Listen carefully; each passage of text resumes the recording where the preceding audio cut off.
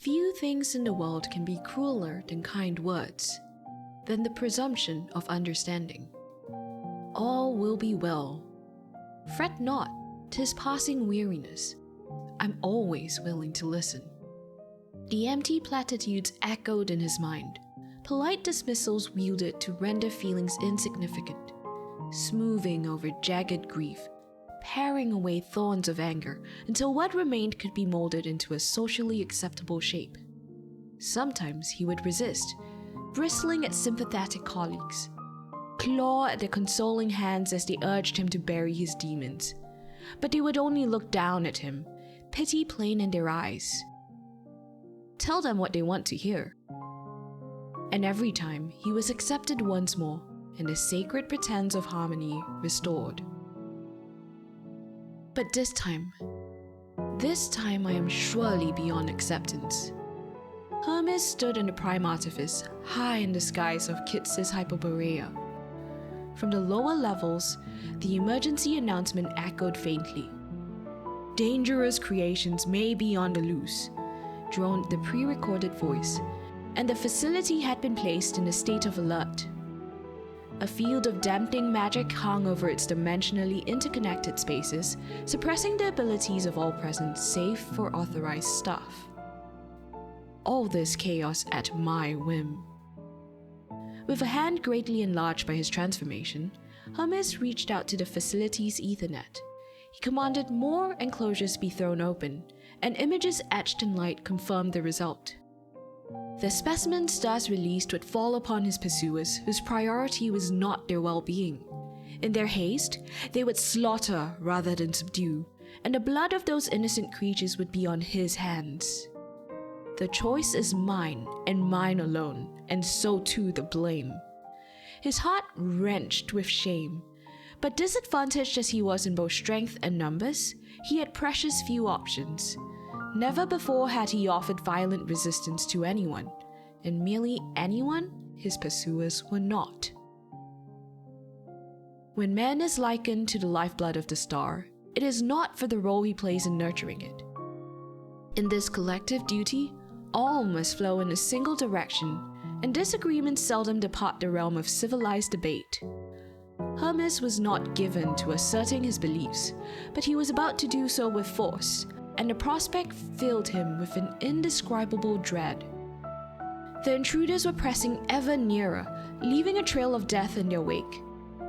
As he set free more hapless creations to bar their way, his thoughts drifted to one of them.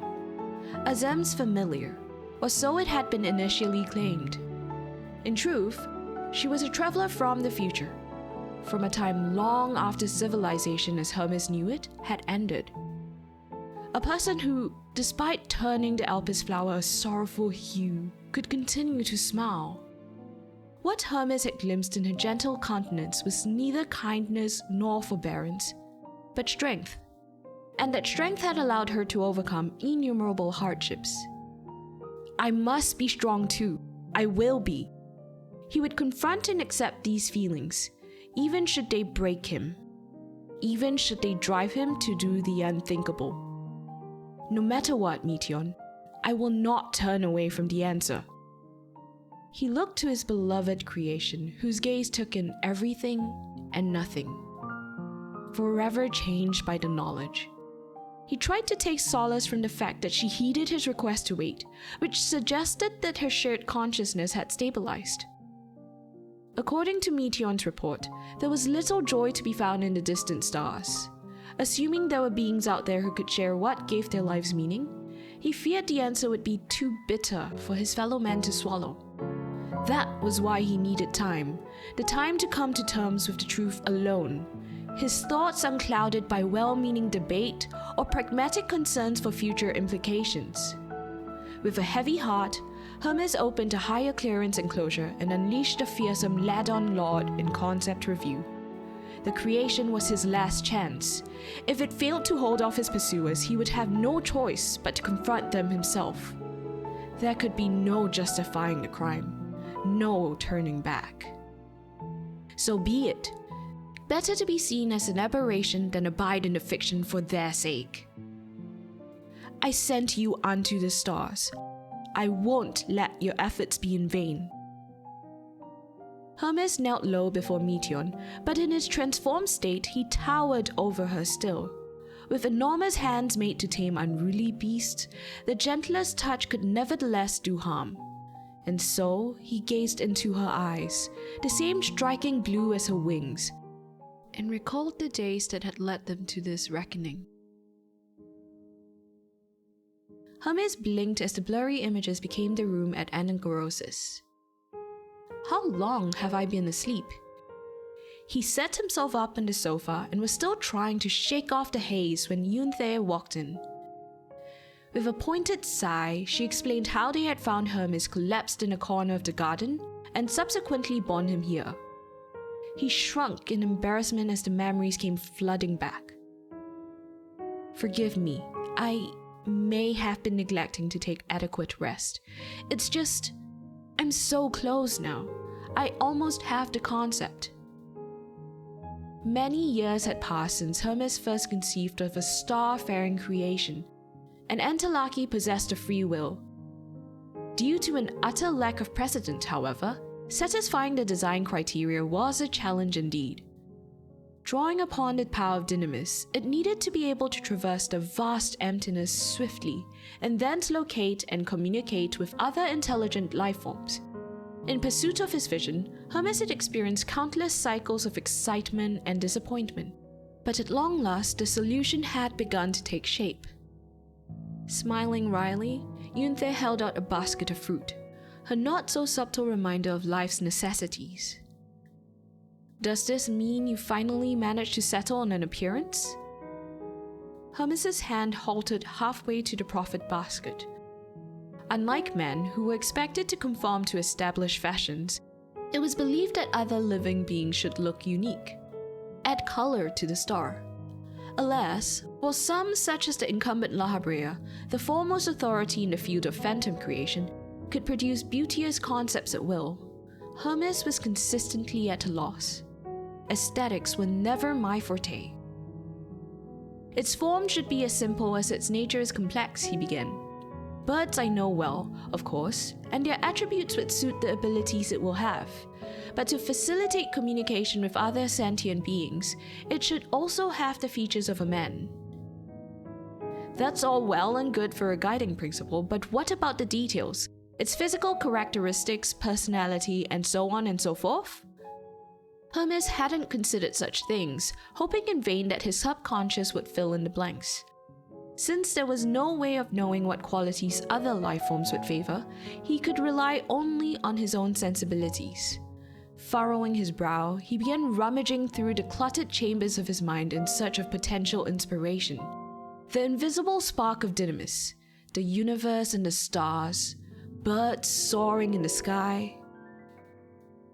Blue. I want it to be blue, like the sky of Elpis, our portal to the cosmos beyond. The words tumbled out even as he thought them. Yunthe blinked a few times in consideration before favoring Hermes with an approving chuckle. "A fine idea." In the days that followed, Yunthe and other colleagues provided Hermes with design documents and even held private lectures for his benefit, all of which helped him to form a clearer image of his creation.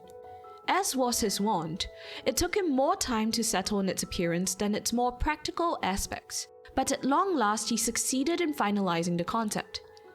He would never forget the first time he brought her forth, the nervous anticipation as he channeled his magics, the gathering motes of light that coalesced into a brilliant storm, the moment of manifestation. "Hello." The songbird was barely larger than his open palm, her blue feathers tinged black at the tips, the threshold to the universe as seen from the prime artifice. Already, he could imagine her long tail tracing a line in the sky, like unto a meteor. Meteion. No name could be more fitting, for to speak it made his heart soar. So terrified he had been, he could not do her justice. But beholding the creature before him now, he knew there was nothing more beautiful in all the world. So began their exploration of the universe. Hermes created Meteion's sisters, the Metea. though their shared consciousness made them more akin to a single entity, and sent them on brief forays beyond the bounds of the star. Early results were mixed. Though Meteion did not lack the abilities she needed to fulfill her purpose, she encountered one problem after another out in the great expanse. But we have come so far already, and we will go further still. Hermes was conducting further test flights in the Alpes twilight when Meteion, presently in the form of a gull in order to relay his sister's messages, cried out. He turned to see her frozen in shock, eyes wide and mouth agape. Before he had the chance to speak, she reeled as if struck by a heavy blow, and it was all he could do to catch her. For a painfully long while, she remained stiff as a corpse in his arms, and gave no indication that she heard his worried words. Then all of a sudden, she awoke with a gasp for air, her body relaxing as if time flowed again. By the way she trembled, feathers standing on end, it was clear that she felt an intense chill. He was rubbing her shoulders to offer comfort when she wailed in frustration. "We failed again, lost another one." Though Hermes had expected as much, it didn't make the news any less bitter.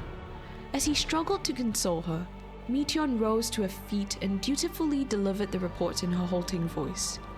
Her sister had been caught in a raging torrent of dynamis, she explained, and subsequently unmade, like so many others before. As a being of dynamis, Meteion could survive in most any environment by reducing her constituent ether to a bare minimum. A star may be wreathed in flame, frozen from pole to pole, or shrouded in toxic gas, but such hazards would not trouble her. Should life forms be present who found their environment excessively harsh, she would share in their sensations, but this was purely academic, for life would not flourish in such conditions in the first place. Yet, by the same token, being made of dynamis rendered Meteion vulnerable to its influence. Though its potential was suppressed on ether-rich Aetheris, it behaved in unexpected ways in the void beyond, ways that confused and confounded her. In one sector, there was a star that could manipulate dynamis. It was capable of harboring thoughts and feelings, if not in a manner man could comprehend. In another, dynamis raged as an endless tempest. At its heart lay a great pool of ether not unlike the ethereal sea, the intermingling of innumerable memories giving rise to the surrounding turbulence. In her search for intelligent life, Meteion relied on dynamis, and so, like a moth to a flame, she was liable to be drawn to that which could destroy her. But don't worry, we learn more every time. What places are bad? We'll find stars with life, I'm sure of it. Despite her recent trauma, Meteion retained her enthusiasm, but Hermes' own seemed to have deserted him. How many more of his sisters would be sacrificed for his cause? How many times would he have to see her collapse, the life driven from her body? Even if you suffer no lasting harm, I fear I do. Perhaps we will, and yet, he managed to say before falling silent and hanging his head in shame.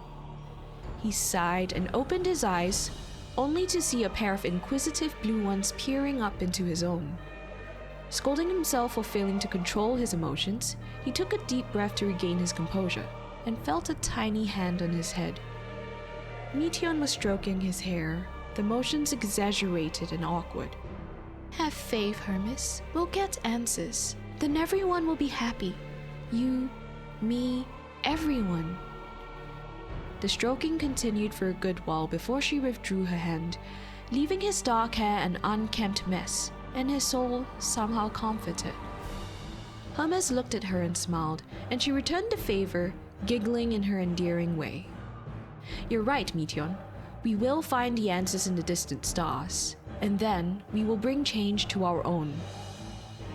He rose to his feet to behold the star-speckled sky once more, with hope in his heart for the future. That hope did not last. One day, Meteion's shared consciousness became unstable. She and his sisters could not sustain their existence, and all dissipated with a burst. The resultant shockwave accidentally triggered Kairos, which erased several days of memories from those in the vicinity, including visiting observers. He later learned that several enclosures had been opened in Kitsis Hyperborea, and many creations perished fighting amongst themselves. After delivering this report, his underlings suggested that, in his confusion, perhaps Hermes had sought to free them. "It seems like something you would do, Chief," the man said with a pitying smile. "Does it? Knowing it was the likely outcome, would I have been so reckless, so cruel? But it would not have been the first time. Hermes cursed himself for sending Meteon forth, for creating her, but most of all, for daring to have doubts. Had he simply thought like everyone else, had he made peace with their morality, he wouldn't have inflicted such pain upon himself and others. Tell yourself what you need to believe." And so they did not resent him, and instead gifted him their cruel acceptance. "All will be well. Fret not, 'tis but a few days of memories. The creatures can always be remade." The utilitarian logic assailed him, but this time he offered no resistance. He internalized the lie and came to live as others did. When he was officially nominated to the convocation of the 14, he rose to the occasion and labored for the good of the star to the very end, to the moment reality itself was sundered. Of his desperate struggles, nary a mark remained, or so it seemed. Yet be it in the ancient past or the distant future, the yearning for which he sacrificed so much would endure. The fire would rise in those who looked up at the heavens in defiance of oblivion, the desire to confront the answers for which Meteon journeyed, no matter how terrible the truth may be.